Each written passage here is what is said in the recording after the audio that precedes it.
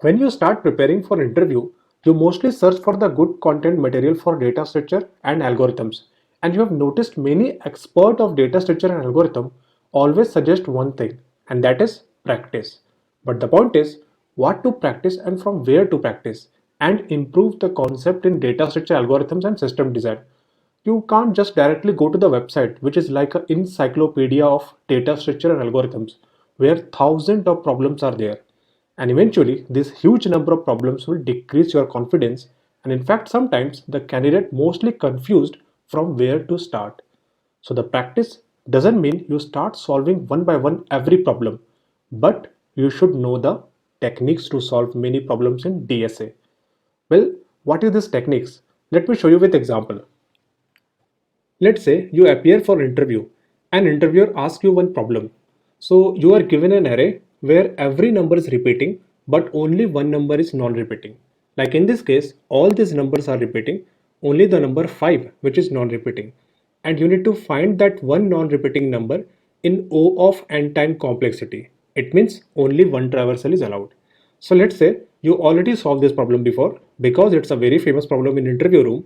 So you instantly code it by using the XOR method. It means we apply the XOR in all these numbers and I get my first non-repeating number. It's pretty straightforward. Now, what if the same problem is modified a little in interview? Like now, you are given an array where every number is repeating, but only two number is non-repeating. So previously we need to find the one non-repeating number.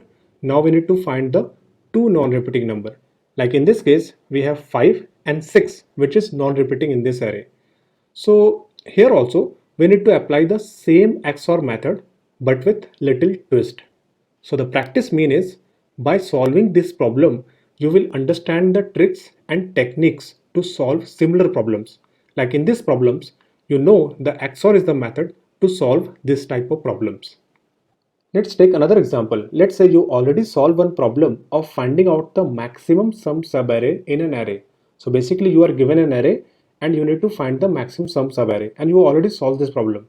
Now in interview, if interviewer asks you another problem, which is to find the subarray of sum 0 in an array. So basically you are given an array and you need to find the subarray having the sum as 0.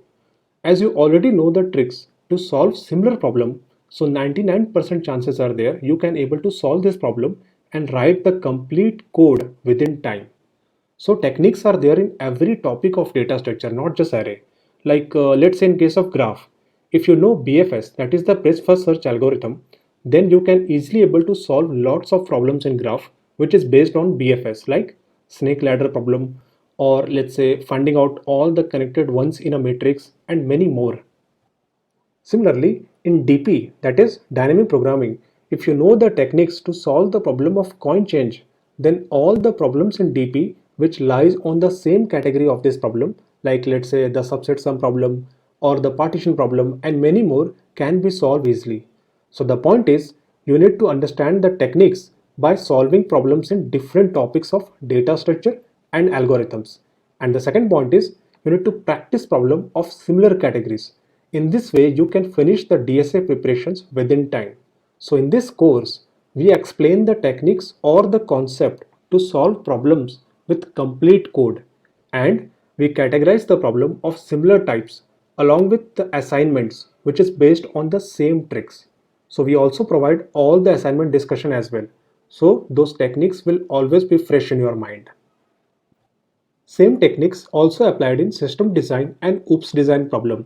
So let's say if you are designing Instagram in interview and you know that you need to design the scalable system which will be used by the billions of users, so you must use the load balancer to distribute the traffic across the different server. Along with that, you need to use the Kafka for the message queue operations. And then let's say you need to use the sharding techniques for the backend system. Along with that, NoSQL TP operations. Now, instead of Instagram, if the interviewer will ask to design Twitter, so these two applications have a lot of similarities. In fact, many services are common in both these applications. Like in case of Instagram, we are using the post, but in Twitter, we are naming the single entity as a tweet. Similarly, they both are using the same type of media like text, audio, or video. And similarly, they both have the same design of the newsfeed. So, by understanding these techniques, you can approach towards solution in most of the problems, even if you heard it first time during the interview. Similarly, if I talk about the OOPS design, either you are designing the, let's say, the airline reservation system, or you are designing the red bus reservation system, they both have the same relations between the entities. And all the services, like let's say the payment service or the ticket booking modeling or the user reservations are almost same in both of these applications. So guys, if you have given any interview, you know that in interview you just have a 1 hour to solve two problems with complete code or design. So before appearing for any interview, you must have a good knowledge of all the techniques and concept of every topic of DSA and system design. In this course of DSA and system design, we explain all these techniques and tricks for all the topics of data structure and algorithms. We also have the assignments, so viewer can remember these techniques by practicing similar problems. And also for hands-on experience of coding of all these problems, we provide the editor for Java and Python language. So after finishing this complete course, if you appear for the interview, there is a 95% chance are there you will see exactly similar problem in all the interview rounds, or you will see the problems which is almost similar to some problem which is already discussed in Logic Mojo. Still there is a gap of 5% here because some rounds in interview are very unpredictable, especially bar raiser rounds. But we keep on updating this course and adding new lectures, so we gradually fill this 5% gap also.